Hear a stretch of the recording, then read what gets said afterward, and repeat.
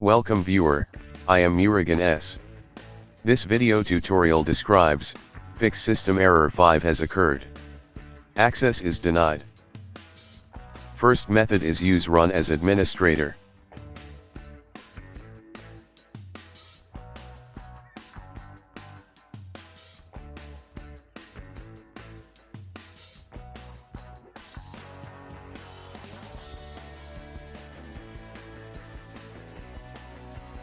Second method is type CMD in Windows search bar, right-click Run as Administrator.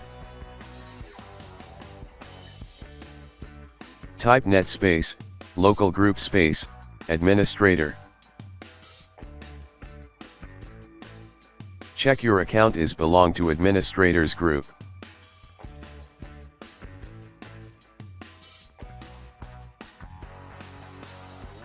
Type echo space, percentage username percentage. My username admin is under administrators group.